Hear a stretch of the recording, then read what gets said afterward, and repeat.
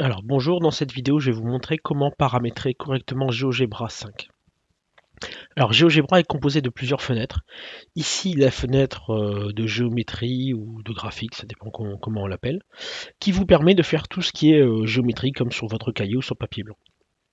Ici vous avez la fenêtre d'algèbre qui va récapituler tous les objets informatiques que vous aurez créés, points, segments, droite, cercle, etc. et qui va leur donner un nom informatique qu'on appelle son étiquette. Ici, vous retrouvez les différents onglets qui permettent de trouver les instructions.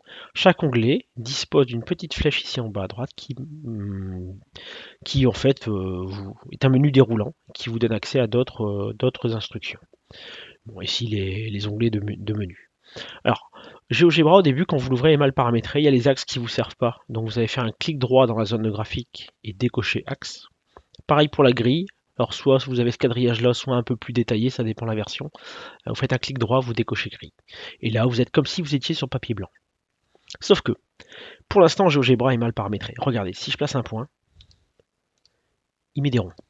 Alors, un point mathématique, c'est quand même une croix. Et si je crée un segment,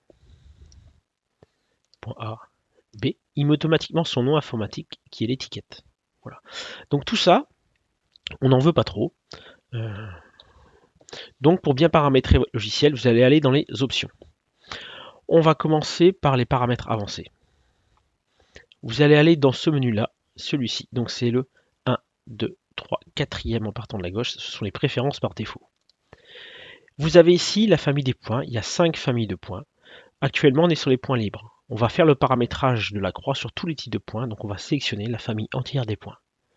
Et dans le style, actuellement on est réglé sur un rond. On va venir mettre la croix. Vous pouvez ensuite fermer la fenêtre. Au niveau de l'étiquetage, donc dans les options, vous avez ici l'étiquetage qui actuellement est réglé sur automatique. Vous allez le régler sur seulement les nouveaux points. Et afin de ne pas refaire la même manipulation tout le temps, vous faites surtout option, sauvegarder la configuration. Comme ça, vous l'avez fait une fois et c'est bon. Maintenant, regardez, quand je place un point, eh bien, ça fait des croix. Et si je fais un segment, il n'y a plus d'étiquette. Euh, Ici, vous voyez que contrairement à GeoGebra 6, vos objets sont rangés par type d'objet. Si ce n'est pas le cas, il faut cliquer sur la petite flèche noire. Puis ici, sur le second menu, trier objet par type d'objet, non pas par dépendance ou autre, c'est type d'objet. Voilà. Moi, je suis en train de refaire un segment. Bon, à bientôt dans une prochaine vidéo pour d'autres explications sur GeoGebra. Au revoir.